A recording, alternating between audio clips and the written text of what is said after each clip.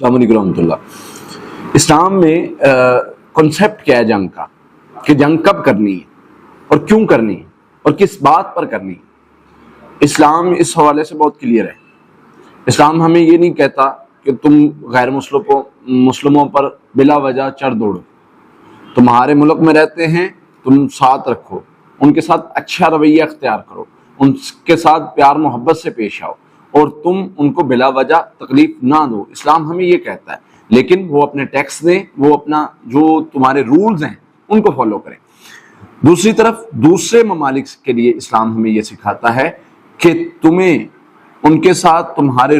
جو تم نے ان کے ساتھ شرائط طے کرنی ہے، معاہدہ طے کرنا ہے، ان میں اگر رہ کے وہ نظام کو چلاتے ہیں تو ٹھیک ہے، ادروائز اگر وہ کوئی معاہدہ توڑتے ہیں، وہ خلاف ورزی کرتے ہیں معاہدے کی، تو آپ فوری ان پر اٹیک کریں گے، یہ آپ پر لازم ہے۔ اسلام ہمیں یہ سکھاتا ہے کہ ڈر کے جینا یہ ہماری وہ نہیں ہے، تربیت میں نہیں ہے۔ میرے نبی کا یہ طریقہ صلی اللہ علیہ وسلم کا، صلح حدیبیہ کے موقع پر خاموشی ضرور اختیار کی، کمپرومائز ضرور کیا، لیکن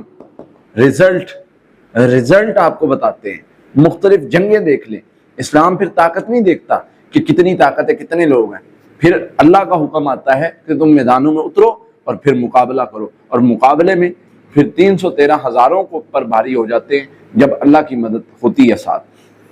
تو اس لیے جنگ کا جو ہمارا نظریہ ہے، اسلام یہ چاہتا ہے کہ نبی صلی اللہ علیہ وسلم نے فرمایا کہ جنگ کی خواہش نہ کرو کہ ہم پر جنگ آ جائے، دعائیں کرو کہ ہم پر جنگ آ جائے، نہیں، خواہش نہیں کرو۔ ہاں، اگر جنگ آ جائے اور تمہارے اوپر مسلط کر دی جائے تو پھر ڈرو نہیں، پھر بھاگو نہیں، پھر جو ہے وہ پریشان نہ ہو، پھر تکلیف نہ اپنے اوپر بلا وجہ کی سوار کرو، پھر دیکھو کہ کوئی مسئلہ نہیں، ہم میدان میں کھڑے ہوں گے، پھر مقابلہ کریں گے جو بھی معاملہ ہے۔ تو اسلام ہماری تربیت یہ کرتا ہے کہ بلا وجہ کی جنگ تم نے کرنی نہیں ہے، اور اگر کوئی تمہارا مقابلہ ہو جاتا ہے، تم پر کوئی قوم چڑھ دوڑتی ہے، تمہیں کوئی نقصان پہنچاتی ہے، تو پھر اس کو جواب بھی دو، مقابلہ بھی کرو، جواب بھی دو، اس کو گھر تک چھوڑ کے آؤ۔ یہ تربیت ہے اسلام کی۔ اور اسلام اتنا جو ہے وہ پیارا مذہب ہے، وہ کبھی بھی کسی کو نقصان پہنچانے کے حوالے سے تربیت نہیں کرتا کہ کسی کو نقصان پہنچایا جائے، کسی کو تکلیف دی جائے، بلکہ اسلام امن کا دین ہے، امن کا مذہب ہے، اور امن کی تربیت دیتا ہے تب تک جب تک کوئی آپ کو نقصان نہیں پہنچاتا، اور جب کوئی آپ کو نقصان پہنچاتا ہے پھر اسلام کہتا ہے کہ کتب علیکم القتال، تم پر قتال لکھ دیا گیا، تم پر فرض کر دیا گیا لڑنا، پھر تم پیچھے نہیں ہٹ سکتے۔ پیچھے ہٹو گے تو تم جو ہے وہ بہت بڑے گناہ کے مرتکب ہو جاؤ گے، پھر پیچھے نہیں ہٹنا، پھر